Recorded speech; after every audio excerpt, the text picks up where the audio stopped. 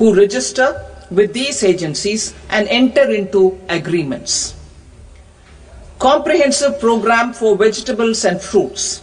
It is encouraging that our people are increasingly becoming aware of their nutritional needs. It is a sign of a society becoming healthier. With rising income levels, the consumption of vegetables, fruits, and Shri Anna is increasing significantly. A comprehensive program to promote production, efficient supplies, processing, and remunerative prices for farmers will be launched in partnership with the states.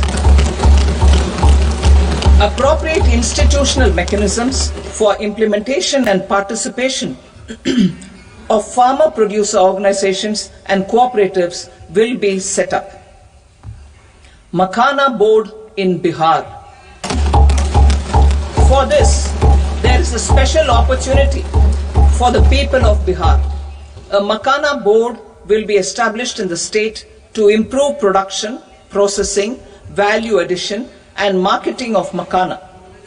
The people engaged in these activities will be organized into FPOs. The board will provide hand-holding and training support to makhana farmers and will also work to ensure they receive the benefits of all relevant government schemes. A national mission on high-yielding seeds will be launched, aimed at 1. Strengthening research ecosystem, 2. Targeted development and propagation of seeds with high yield, pest resistance, and climate resilience, and 3. Commercial availability of more than 100 seed varieties released since July 2024. India ranks second largest globally in fish production and aquaculture. Seafood exports are valued at 60,000 crore rupees.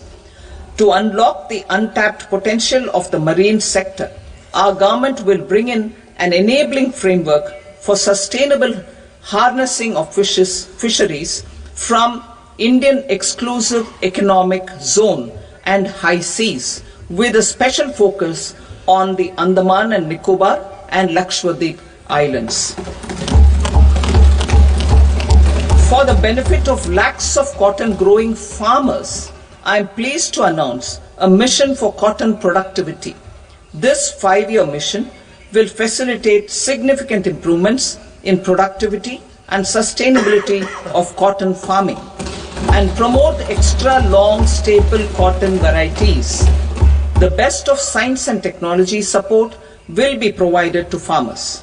Aligned with our integrated 5F vision for the textile sector, this will help in increasing incomes of the farmers and ensure a steady supply of quality cotton for rejuvenating India's traditional textile sector. Kisan credit cards facilitate short-term loans for 7.7 crore farmers, fishermen, and dairy farmers. The loan limit under modified interest subvention scheme will be enhanced from 3 lakh rupees to 5 lakh rupees for loans taken through the KCC. For Atmanirbharta in urea production, our government had reopened 3 dormant urea plants in the eastern region. To further augment urea supply, a plant with annual capacity of 12.7 lakh metric tons will be set up at Namrup in Assam.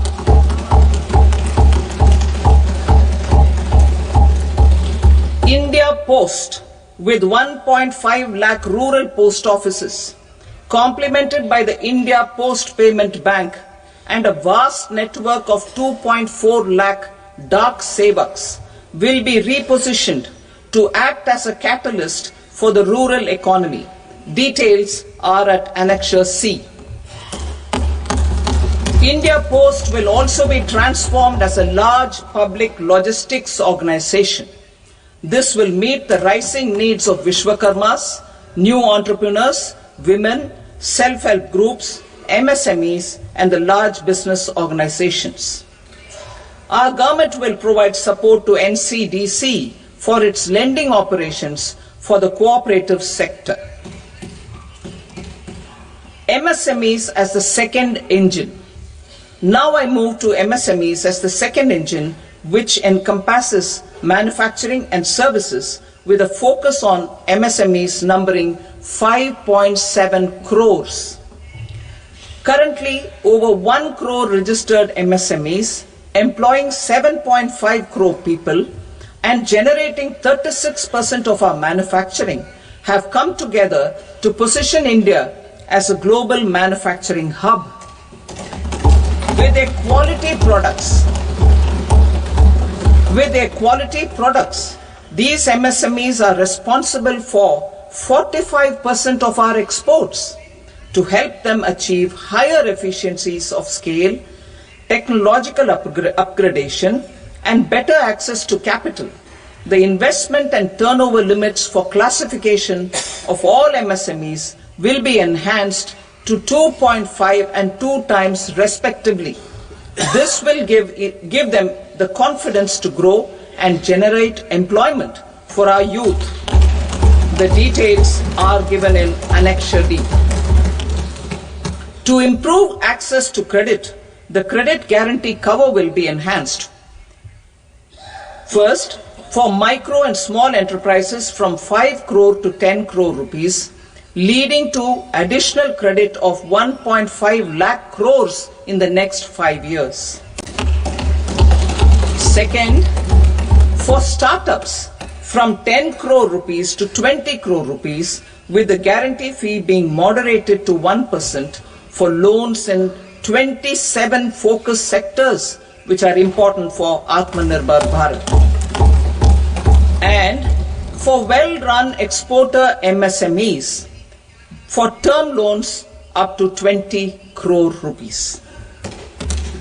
Also for the micro enterprises, we will introduce customized credit cards with a 5 lakh rupee limit for micro enterprises registered on Udyam portal. In the first year, 10 lakh such cards will be issued. Fund of funds for startups. The Alternate Investment Fund, AIFs, for startups have received commitments of more than 91,000 crores rupees. These are supported by the fund of funds set up with the Government of India's contribution of 10,000 crore rupees. Now, a new fund of funds with expanded scope and a fresh contribution of another 10,000 crore rupees will be set up. A new scheme will be launched for 5 lakh women, scheduled castes and scheduled tribes, first-time entrepreneurs. This will provide term loans up to 2 crore rupees during the next 5 years. The scheme will incorporate lessons from the successful Stand Up India scheme. Online capacity building for entrepreneurship and managerial skills will also be organized. Measures for labor-intensive sectors. To promote employment and entrepreneurship opportunities in labor-intensive sectors, our government will undertake specific policy and facilitation measures. To enhance the productivity, quality, and competitiveness of India's footwear and leather sector, a focused product scheme will be implemented. The scheme will support design capacity, component manufacturing, and machinery required for production of non-leather quality footwear, besides the support for leather footwear and products. The scheme is expected to facilitate employment for 22 lakh persons, generate over 4 lakh crore rupees, and exports of over 1.1 lakh crore rupees. Measures for the toys sector. Building on the National Action Plan for Toys, we will implement a scheme to make India a global hub for toys. The scheme will focus on development of clusters, skills, and a manufacturing ecosystem that will create high quality, unique, innovative, and sustainable toys that will represent the Made in India brand. Support for food processing. In line with our commitment towards Purvodaya, we will establish a National Institute of Food Technology, Entrepreneurship and Management in Bihar. The institute will provide a strong fillip to food processing activities in the entire eastern region. This will result in 1. Enhanced income for the farmers through value addition to their produce, and 2. Skilling entrepreneurship and employment opportunities for the youth.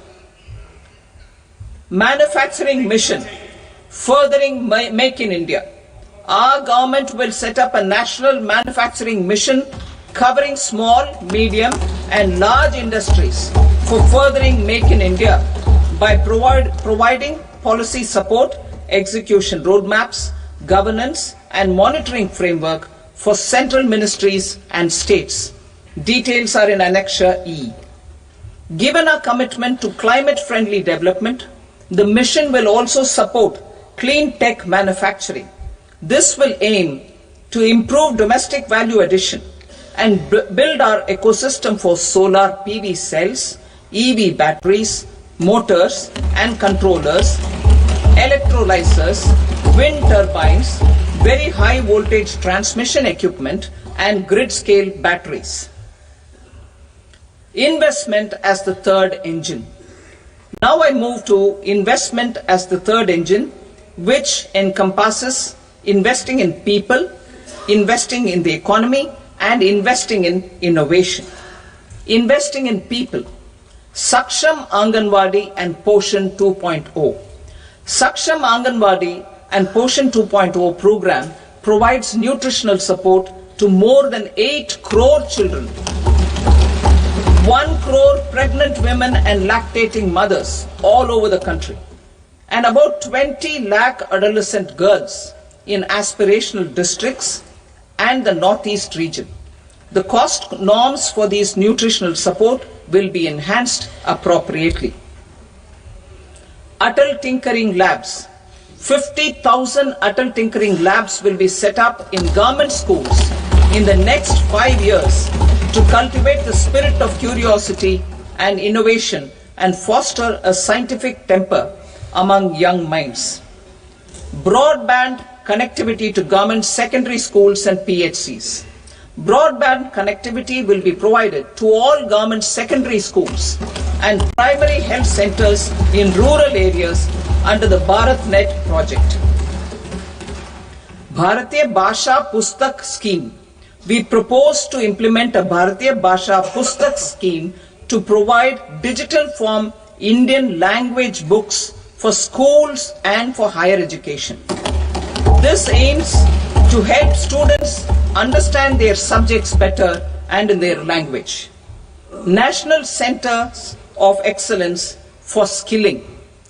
Building on the initiative announced in the July 24 budget, 5 national centers of excellence for skilling will be set up with global expertise and partnerships to equip our youth with the skills required for Make for India, Make for the World manufacturing.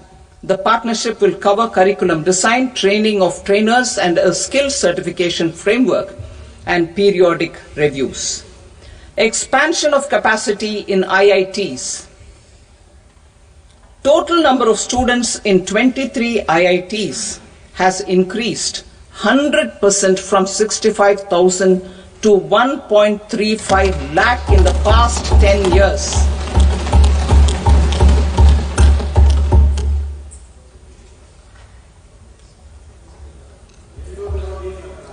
Additional infrastructure will be created in the 5 IITs started after 2014 to facilitate education for 6,500 more students.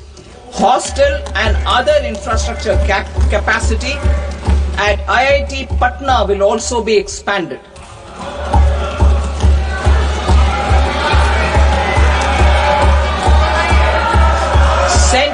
Excellence.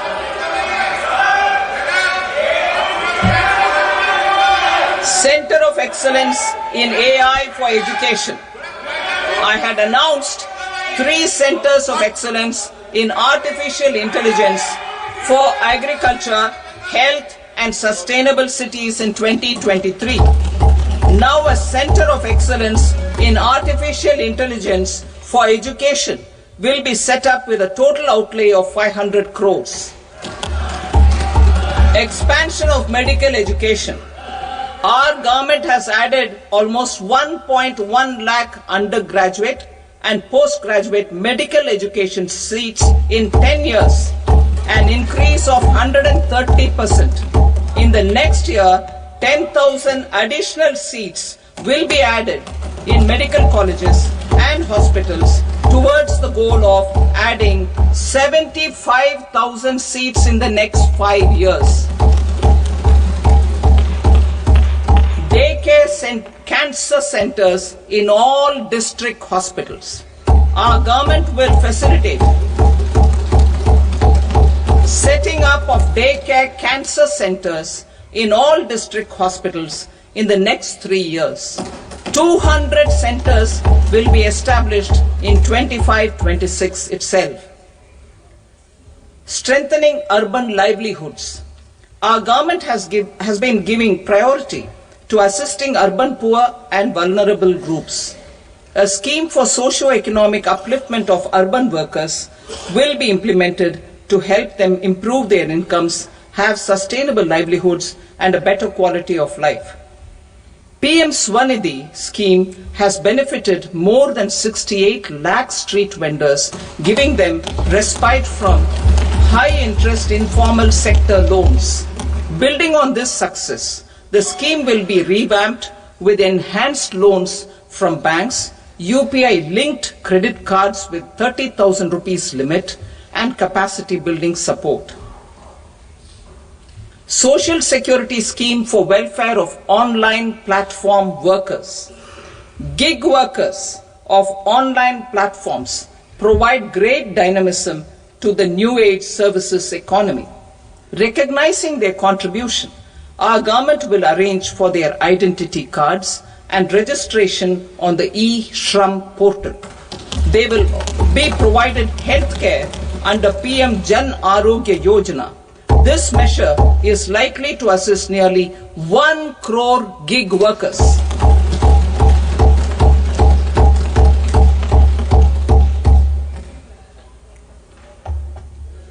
Investing in the economy. Public-private partnership in infrastructure. Each infrastructure-related ministry will come up with a 3-year pipeline of projects that can be implemented in PPP mode. States will also be encouraged to do so and can seek support from the India Infrastructure Project Development Fund, which is a scheme to prepare PPP proposals. Support to states for infrastructure. An outlay of 1.5 lakh crore is proposed for the 50-year interest-free loans to states for capital expenditure and incentives for reforms. Building on the success of the first asset monetization plan announced in 2021, the second plan for 2025 to 30 will be launched to plow back capital of 10 lakh crore in new projects. Regulatory and fiscal measures will be fine-tuned to support the plan. Jal Jeevan Mission.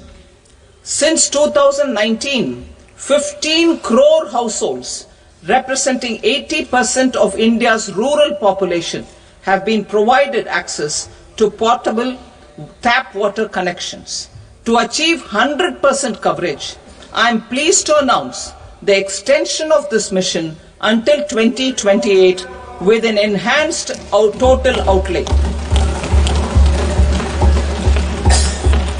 The mission's focus will be on the quality of infrastructure and O&M of rural piped water supply schemes through Jan Bhagidari.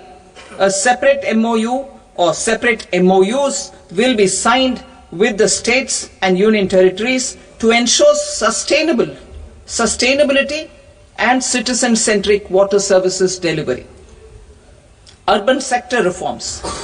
Building on the July budget proposals, urban sector reforms related to governance, municipal services, urban land and planning will be incentivized. Urban Challenge Fund. The government will set up an urban challenge fund of 1 lakh crore rupees to implement the proposals for cities as growth hubs, creative redevelopment of cities, and for water and sanitation purposes announced in the July budget. This fund will finance up to 25% of the cost of bankable projects, with a stipulation that at least 50% of the cost is funded from bonds, bank loans and PPPs. An allocation of 10,000 crore is proposed in 2025-26.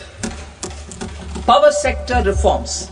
We will incentivize electricity distribution reforms and augmentation of intra-state transmission capacity by states. This will improve financial health and capacity of electricity companies.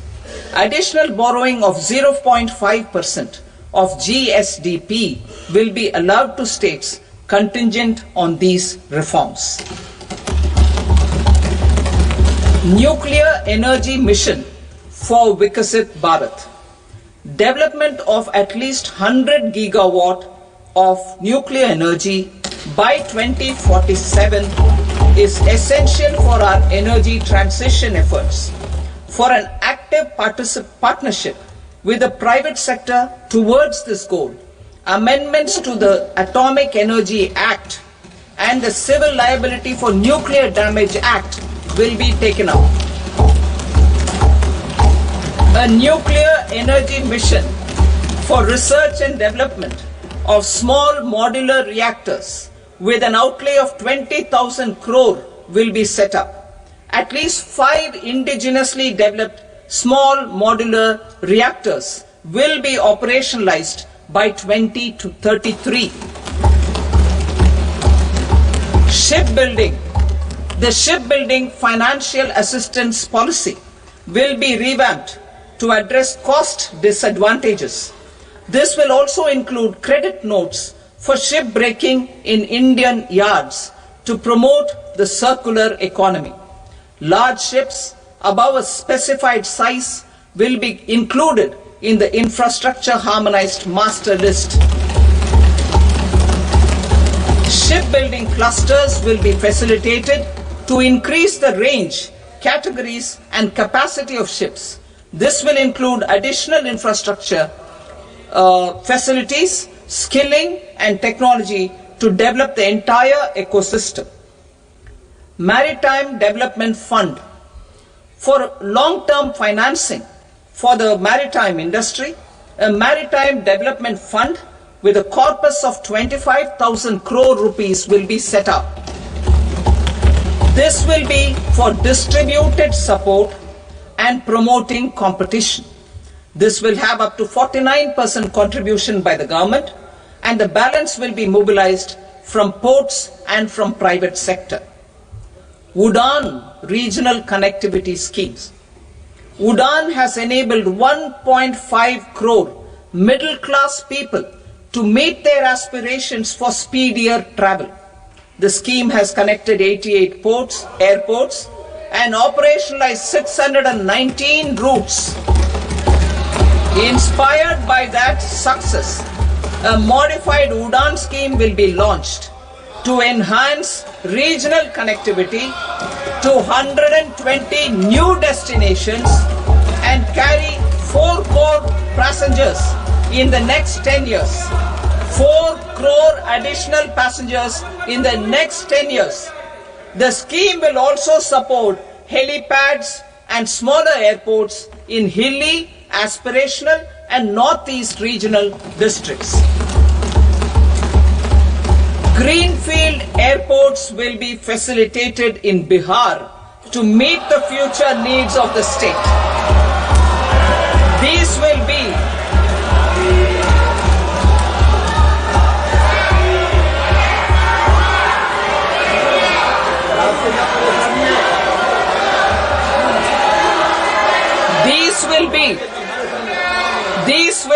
in addition to the expansion of the capacity of Patna Airport and a brownfield airport in Beta. Western Kosi Canal project in Mithilanchal. Financial support will be provided for the Western Kosi Canal ERM project, benefiting a large number of farmers cultivating over 50,000 hectares of land in the Mithilanchal region of Bihar. Mining sector reforms. Mining sector reforms, including those for minor minerals, will be encouraged through sharing of best practices and institutions of a state mining index. A policy for recovery of critical minerals from tailings will be brought out. Under the special window for affordable and mid-income housing, Swami, 50,000 dwelling units in stressed housing projects have been completed and keys handed over to home buyers.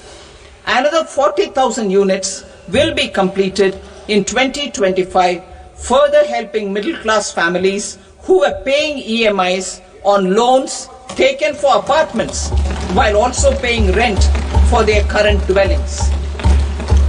Building on this success, Swami Fund 2 will be established as a blended finance facility with contribution from the government, banks and private investors. This fund of 15,000 crore rupees will aim for expeditious completion of another 1 lakh units. PM Gati Shakti data for private sector. For furthering PPPs and assisting the private sector in project planning, access to relevant data and maps from the PM Gati Shakti portal will be provided. Tourism for employment-led growth. Top 50 tourist destination sites in the country will be developed in partnership with states through a challenge mode. Land for building key infrastructure will have to be provided by the states. Hotels in these destinations will be included in the infrastructure harmonized list. The following measures will be taken for facilitating employment-led growth. Organizing intensive skill development programs for our youth, including in institutes of hospitality management. Providing mudra loans for homestays. Improving ease of travel and connectivity to tourist destinations. Providing performance-linked incentives to states for effective destination management, including tourist amenities, cleanliness and marketing efforts.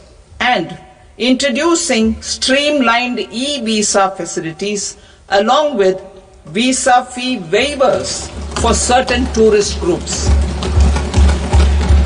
Continuing with the emphasis on places of spiritual and religious significance, in the July budget, there will be a special focus on destinations related to the life and times of Lord Buddha. Medical tourism and heal in India. Medical tourism and heal in India will be promoted in partnership with the private sector along with capacity building and easier visa norms. Investing in innovation. To implement private sector driven research, development and innovation initiatives announced in the July budget, I am now allocating 20,000 crore rupees for this purpose. A deep tech fund of funds will also be explored to catalyze the next generation startups as a part of this initiative. In the next 5 years, under the PM Research Fellowship Scheme, we will provide 10,000 fellowships for technological research in IITs and IISc with enhanced financial support. The second gene bank with 10 lakh germplasm lines will be set up for future food and nutritional security. This will provide conservation support to the both public and private sectors, for genetic resources. We will start a national geospatial mission to develop foundational geospatial infrastructure and data. Using PM Gati Shakti, this mission will facilitate modernization of land records, urban planning, and design of infrastructure projects. A Gyan Bharatam mission for survey, documentation, and conservation of our manuscript heritage with academic institutions, museums, libraries, and private collectors will be undertaken to cover more than 1 crore manuscripts. We will set up a national digital repository of Indian knowledge systems for knowledge sharing. Now I move to exports as the fourth engine. We will set up an export promotion mission with sectoral and ministerial targets driven jointly by the Ministries of Commerce, MSME, and Finance. It will facilitate easy access to export credit, cross-border factoring support, support to MSMEs to tackle non-tariff measures in overseas markets. A digital public infrastructure, Bharat Trade Net, for international trade will be set up as a unified platform for trade documentation and financing solutions. This will complement the Unified Logistics Interface platform. The BTN will be aligned with international practices.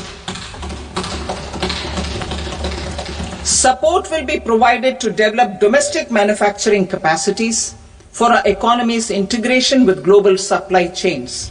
Sectors will be identified based on objective criteria. Facilitation groups with participation of senior officers and industry representatives will be formed for select products and supply chains. Through this, there are huge opportunities related to Industry 4.0, which needs high skills and talent. Our youth have both. Our government will support the domestic electronic equipment industry to leverage this opportunity for the benefit of our youth. A national framework will be formulated as guidance to states for promoting global capability centers in emerging Tier 2 cities. This will suggest measures for enhancing availability of talent and infrastructure, building bylaw reforms, and mechanisms for collaboration with industry. Our government will facilitate upgradation of infrastructure and warehousing for air cargo, including high-value perishable horticultural produce. Cargo screening and customs protocol will be streamlined and made user-friendly. Reforms as the fuel.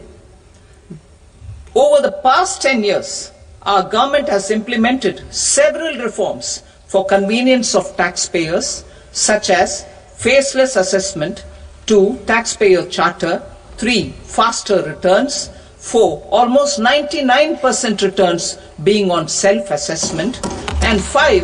Vivad se Vishwas scheme.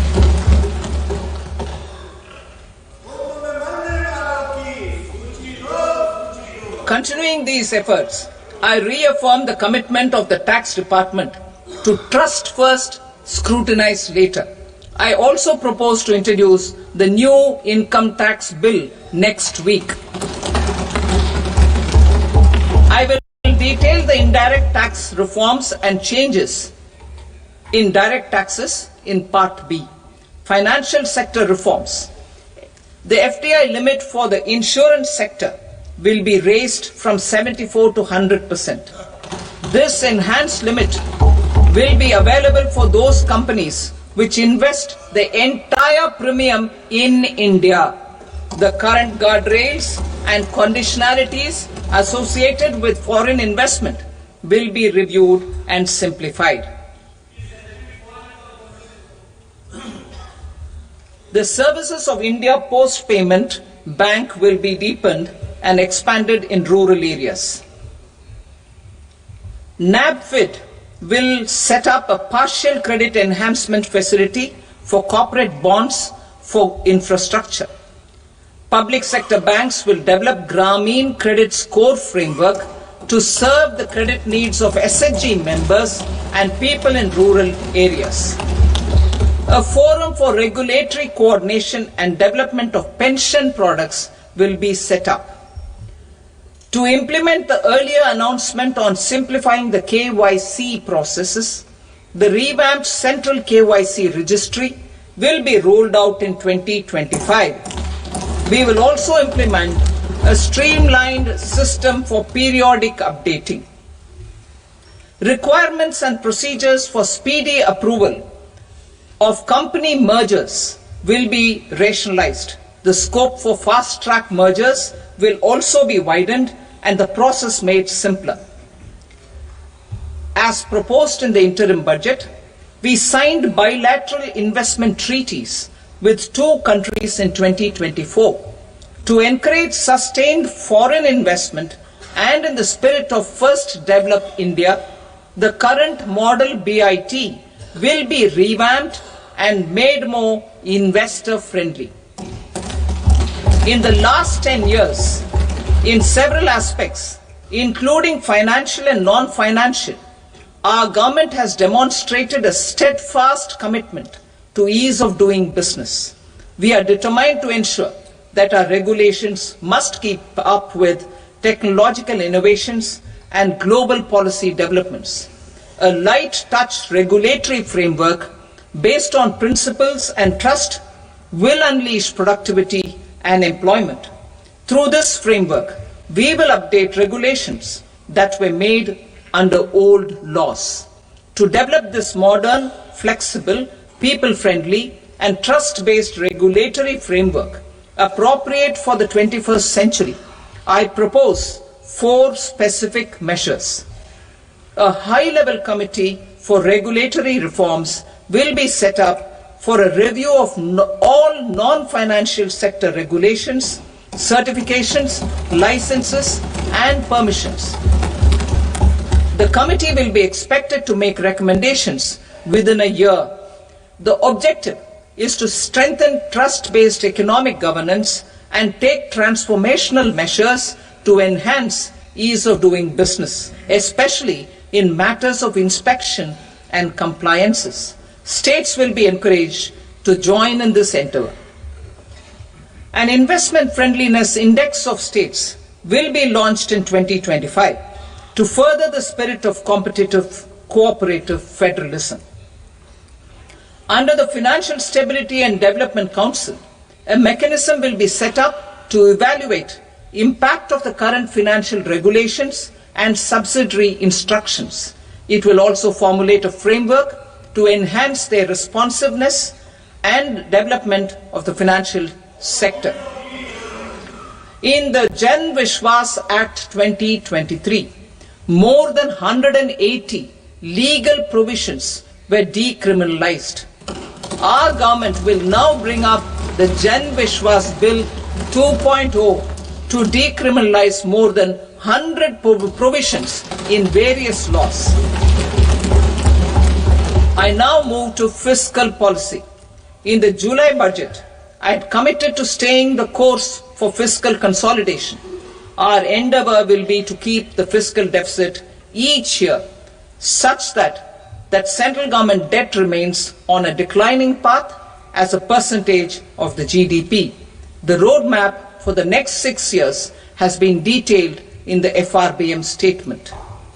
Revised estimates for 2024-25. The revised estimate of the total receipts other than borrowings is 31.47 lakh crore rupees, of which the net tax receipts are 25.57 lakh crore rupees.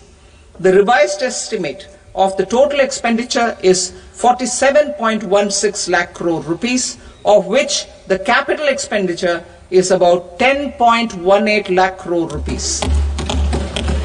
The revised estimate of the fiscal deficit is 4.8% of the GDP, Budget estimates for 25-26. Coming to 25-26, the total receipts other than borrowings and total expenditure are estimated at 34.96 lakh crore rupees and 50.65 lakh crore rupees respectively. The net tax receipts are estimated at 28.37 lakh crore rupees. The fiscal deficit is estimated to be 4.4% of GDP. To finance the fiscal deficit, the net market borrowings from dated securities are estimated at 11.54 lakh crore. The balance financing is expected to come from small savings and other sources.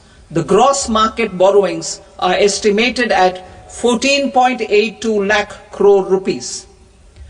I will now move to Part B. Indirect taxes. My proposals relating to customs aim to rationalize tariff structure and address duty inversion. These will also support domestic manufacturing and value addition, promote exports, facilitate trade, and provide relief to common people. Rationalization of customs tariff structure for industrial goods. As a part of comprehensive review of customs rate structure announced in July 2024 budget, I propose to 1. Remove 7 tariff rates. This is over and above the 7 tariff rates removed in 23-24 budget. After this, there will be only 8 remaining tariff rates, including 0 rate. 2. Apply appropriate cess to broadly maintain effective duty incidence, except on a few items where such incidence will reduce marginally. 3. Levy not more than 1 cess or surcharge. Therefore, I propose to exempt social welfare surcharge on 82 tariff lines that are subject to a cess. I shall now take up sector-specific proposals. To provide relief to patients, particularly those suffering from cancer, rare diseases, and other severe chronic diseases, I propose to add 36 life-saving drugs and medicines to the list of medicines fully exempted from basic custom duty.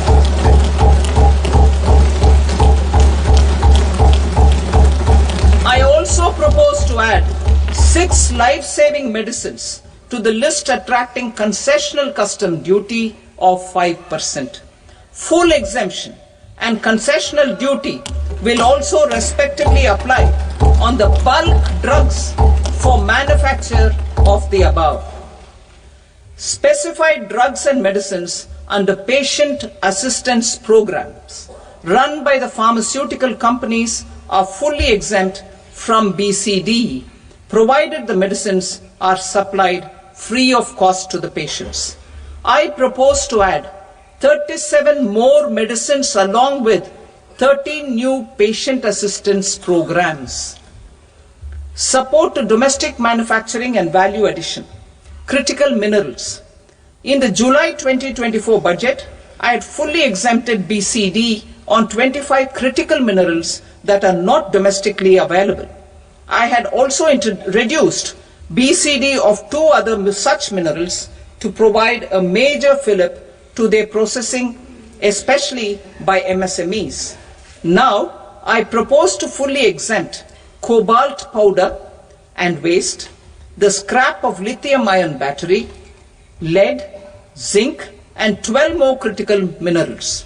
This will help secure the availability for manufacturing in India and promote more jobs for our youth.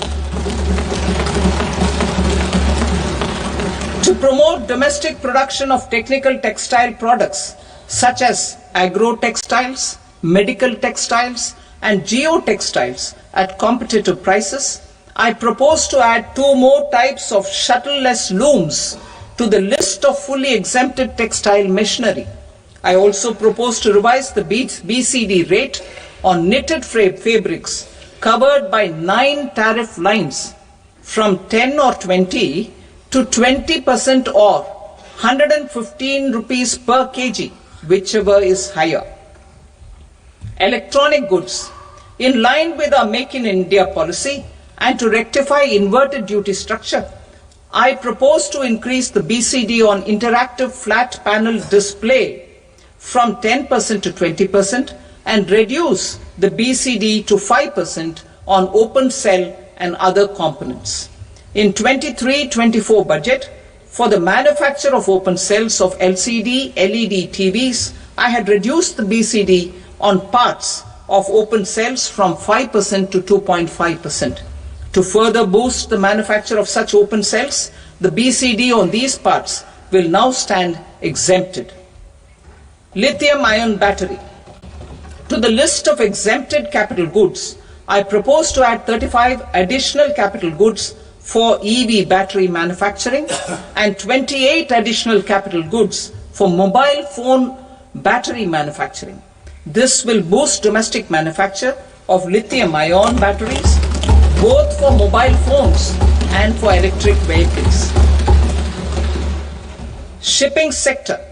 Considering that shipbuilding has a long gestation period, I propose to continue the exemption of BCD on raw materials, components, consumables, or parts for the manufacture of ships for another 10 years.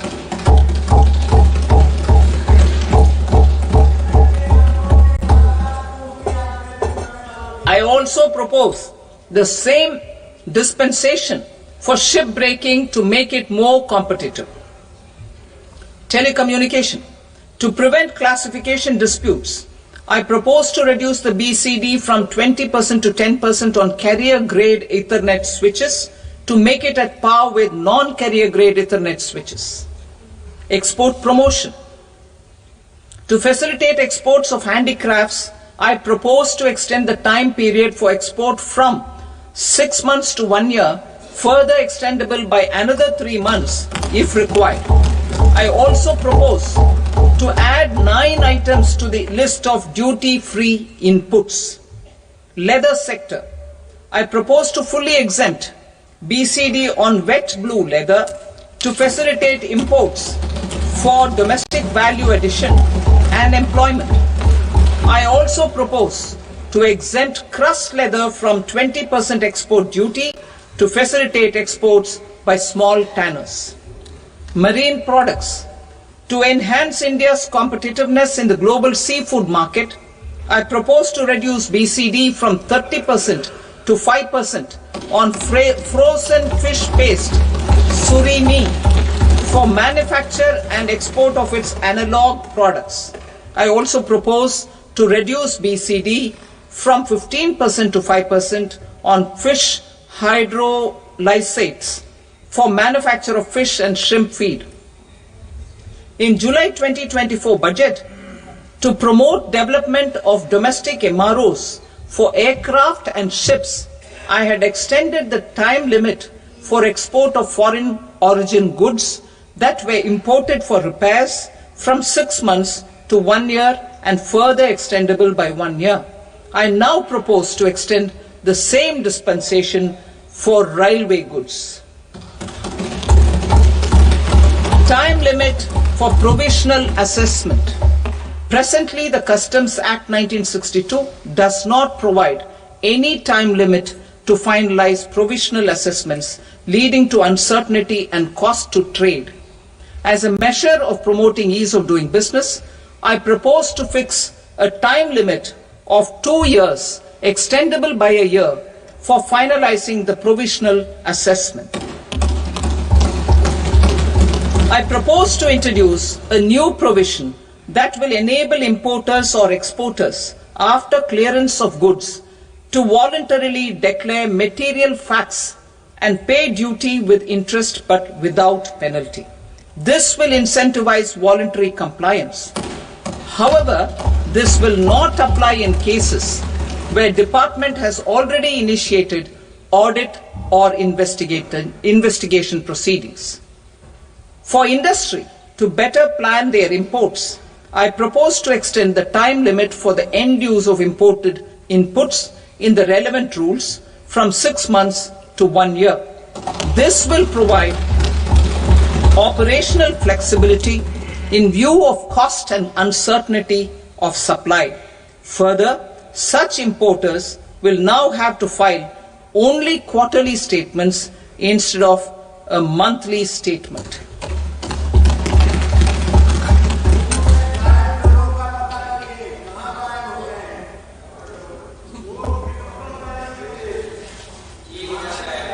I now come to my direct tax proposals. In Part A, I have briefly underlined taxation reforms as one of key reforms to realize our vision of Vikasit Bharat. In respect of criminal law, our government had earlier ushered in Bharatiya Nyaya Sanhita, replacing Bharatiya Danda Sanhita. I am happy to inform this august House and the country that for new income tax bill will carry forward the same spirit of Nyaya in its drafting as well. The new bill will be clear and direct in text, with close to half of the present law in terms of both chapters and words. It will be simple to understand for taxpayers and tax administrators, leading to tax certainty and reduced litigation. Reforms, however, are not a destination. They are means to achieve good governance for our people and economy. Providing good governance primarily involves being responsive. The Tirukural captures this in verse 542, which reads, "Vaanoki vaazhum ulagallam, mannavan kol noki vaazhum kudi." Meaning, just as the living beings live expecting rains, citizens live expecting good governance. Our government is committed to keeping an ear to the ground and a finger on the pulse and responding while balancing our national building efforts.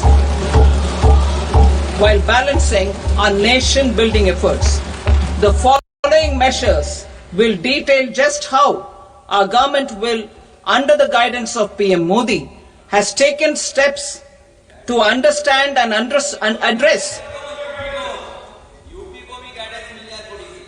I repeat that sentence, sir. The following measures will detail just how our government, under the guidance of PM Modi, has taken steps to understand and address the needs voiced by our citizens.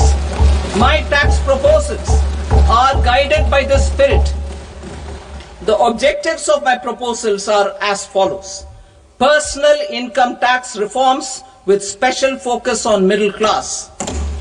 Rationalization of TDS and TCS for easing difficulties. Encouraging voluntary compliance.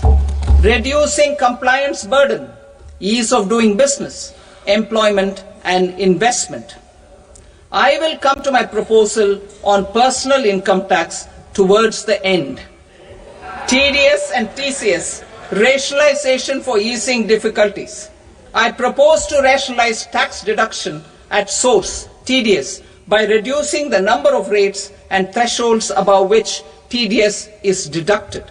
Further, threshold amounts for tax deduction will be increased for better clarity and uniformity. The limit for tax deduction on interest for senior citizens is being doubled from the present 50,000 rupees to 1 lakh rupees. Similarly, the annual limit of 2.40 lakh rupees for TDS on rent is being increased to 6 lakh rupees. This will reduce the number of transactions liable to TDS, thus benefiting small taxpayers receiving small payments. The threshold to collect tax at source, the TCS, on remittances under RBI's liberalized remittance scheme, the LRS, is proposed to be increased from 7 lakh to 10 lakhs. I also propose to remove TCS on remittances for education purposes, where such remittances is out of a loan taken from a specified financial institution. Both TDS and TCS are being applied on any transaction related to sale of goods. To prevent such compliance difficulties, I propose to omit the TCS. I also propose that the provisions of the higher TDS deduction will now apply only in non-PAN cases. In July 2024, the delay for payment of TDS up to the due date of filing statement was decriminalized. I propose to provide the same relaxation to TCS provisions as well. The government under the leadership of Prime Minister Modi believes in Sabka Saath, Sabka Vikas, Sabka Vishwas and Sabka Prayas. In line with this, we brought in updated return facility in 2022 for voluntary compliance by taxpayers who had omitted to report their correct income. Our trust in taxpayers was proved right. Nearly 90 lakh taxpayers voluntarily updated their incomes by paying additional tax. Taking this trust further, I now propose to extend the time limit to file updated returns for any assessment year from the current limit of 2 years to 4 years. I propose to reduce the compliance burden for small charitable trusts and institutions by increasing their period of registration from 5 years to 10 years. It is also proposed that disproportionate consequences do not arise for minor defaults such as incomplete applications filed by charitable entities. Presently, taxpayers can claim the annual value of self-occupied properties as nil only on the fulfillment of certain conditions. Considering the difficulties faced by taxpayers, it is proposed to allow the benefit of 2 such self-occupied properties without any condition. To streamline the process of transfer pricing and to provide an alternative to yearly examination, I propose to introduce a scheme for determining arm's length price of international transaction for a block period of 3 years. This will be in line with global best practices. With a view to reduce litigation and provide certainty in international taxation, the scope of safe harbor rules is being expanded. A number of senior and very senior citizens have very old national savings schemes accounts. As interest is no longer payable on such accounts, I propose to exempt withdrawals made from NSS by individuals on or after 29th August 2024. I am also proposing to allow similar treatment to NPS Vatsalya accounts as is available to normal NPS accounts subject to overall limits. In my speech in July 2024, I had promised that all processes, including giving effect to appellate orders, shall be digitalized and made paperless over the next 2 years. So I am happy to announce that digitalization is being made operational now. In July 2024, we brought in the Vivad Se Vishwas scheme to resolve income tax disputes pending in appeal. The scheme has received a great response, with nearly 33,000 taxpayers having availed of the scheme to settle their disputes. I have a few proposals to promote investment and employment. It is proposed to provide a presumptive taxation regime for non-residents who provide services to a resident company that is establishing or operating an electronics manufacturing facility. I further propose to introduce a safe harbor for tax certainty for non-residents who store components for supply to specified electronics manufacturing units. Presently, the tonnage tax scheme is available only to sea-going ships. The benefits of existing tonnage tax scheme are proposed to be extended to inland vessels registered under the Indian Vessels Act 2021 to promote inland water transport in the country. Extension for incorporation of startups. We continue to support the Indian startup ecosystem. I propose to extend the period of incorporation by 5 years to allow the benefit available to startups which are incorporated before 1/4/2030. In order to attract and promote additional activities in the IFSC, I am inter alia proposing specific benefits to ship leasing units, insurance offices and treasury centers of global companies which are set up in IFSC. Further, to claim benefits, the cut-off date for commencement in IFSC has also been extended by 5 years to 31/3/2030. Category 1 and Category 2 AIFs are undertaking investments in infrastructure and other such sectors. I propose to provide certainty of taxation to these entities on the gains from securities, to promote funding from sovereign wealth funds and pension funds to the infrastructure sector. I propose to extend the date of making an investment by 5 more years up to 31st March 2030.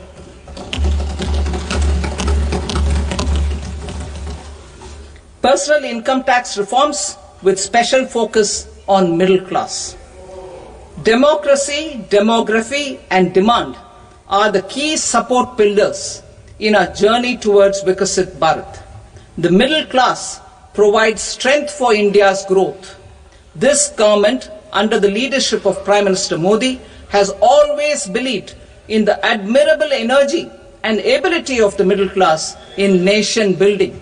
In recognition of their contribution,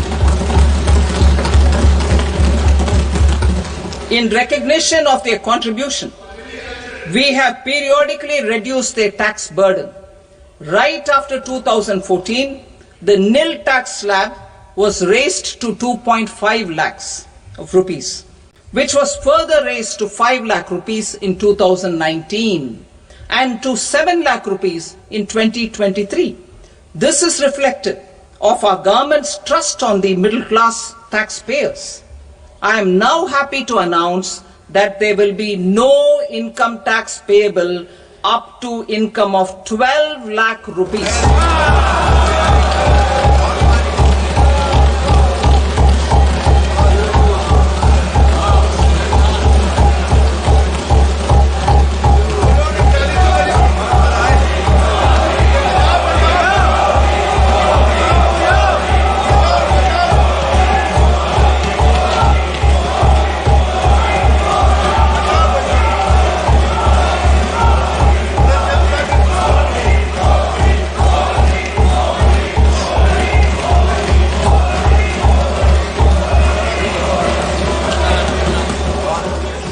So, average income of 1 lakh per month other than the special rate income such as capital gains under the new regime.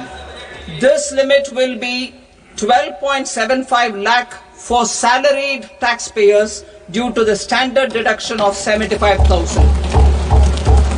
Slabs and rates are being changed across the board to benefit all taxpayers. The new structure will substantially reduce the taxes of the middle class and leave more money in their hands, boosting household consumption, savings and investment. In the new tax regime, I propose to revise tax rate structures as follows: 0 to 4 lakh rupees nil, 4.8 lakh rupees to 4 to 8 lakh rupees 5%, 8 to 12 lakh rupees 10%, 12 to 16 lakh rupees 15%, 16 to 20 lakh rupees 20%, 20 to 24 lakh rupees 25%, and above 24 lakh rupees 30%. To taxpayers up to 12 lakh of normal income other than special rate income such as capital gains. I read that again. To taxpayers up to 12 lakh of income other than special rate income such as capital gains, tax rebate is being provided in addition to the benefit due to slab rate reduction in such a manner that there is no tax payable by them. The total tax benefit of slab rate changes and rebate at different income levels can be illustrated with a few examples. A taxpayer in the new regime with an income of 12 lakh rupees will get a benefit of 80,000 rupees in tax, which is 100% of tax payable as per the existing rates. A person having income of 18 lakh rupees will get a benefit of 70,000 rupees in tax, that is 30% of tax payable as per existing rates. A person with an income of 25 lakh gets a benefit of 1,10,000 rupees, that is 25% of his tax payable as per existing rates. Details of my tax proposals are given in the annexure. As a result of these proposals, Honorable Speaker, sir, revenue of about 1 lakh crore in direct taxes and 2,600 crores in indirect taxes will be foregone. Mr. Speaker, sir, with this, I commend the budget to this august House.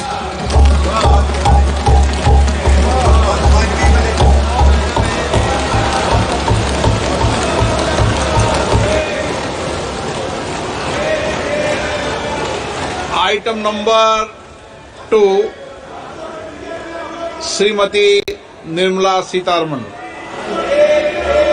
Sir, with your permission, I rise to lay on the table the following statements under Section 3(1) of the Fiscal Responsibility and Budget Management Act 2003.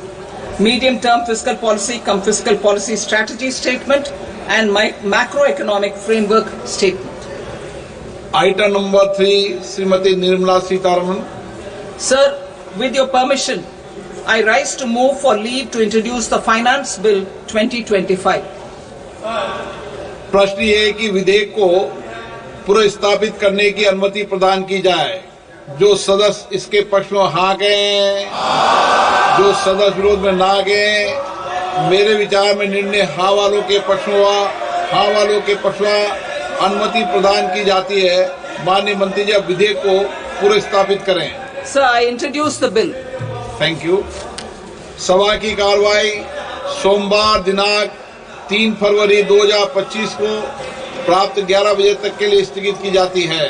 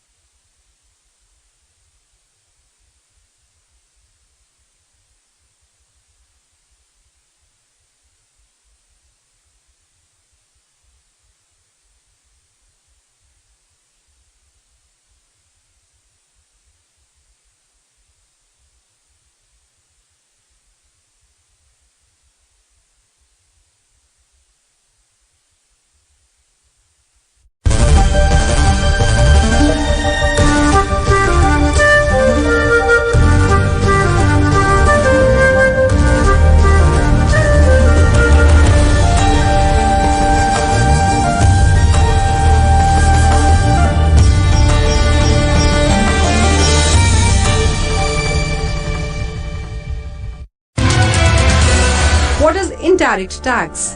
In the case of indirect tax, the burden of tax can be shifted by the taxpayer to someone else. Indirect tax has the effect of raising the price of the products on which they are imposed. Customs duty, central excise, service tax and value-added tax are examples of indirect tax.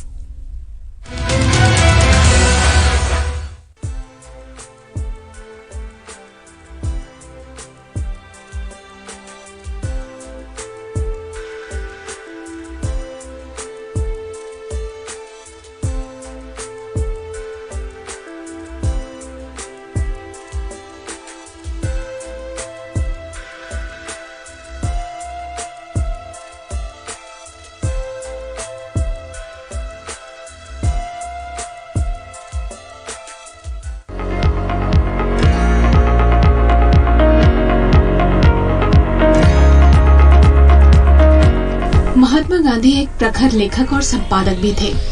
उनके विचार जन जन तक पहुंचाने में पत्र पत्रिकाएं, diary एवं पुस्तकें एक सशक्त माध्यम बनी। संसदीय पुस्तकालय में उनके लेखन को समर्पित एक संपूर्ण अनुभाग की स्थापना 9 अगस्त 1978 को की गई, जिसे नाम दिया गया गांधीयाना। इस अनुभाग में अंग्रेजी, हिंदी एवं अन्य क्षेत्रीय भाषाओं की 5000 से ज्यादा पुस्तकें उपलब्ध हैं। यहाँ महात्मा गांधी के संपूर्ण लेखन कार्यों का संग्रह अंग्रेजी, हिंदी और गुजराती में उपलब्ध है। गांधी जी के अंत समय तक उनके साथ रहने वाली मनुबेन की पुस्तक बापू माय मदर, लुई फिशर की पुस्तक the life of Mahatma Gandhi इस संग्रह का हिस्सा है। यह अनुभाग महात्मा गांधी के कार्यों, उनकी जिंदगी, उनके लेखन के बारे में गहराई से अध्ययन करने वाले सांसदों, शोधार्थियों के लिए एक महत्वपूर्ण हिस्सा है।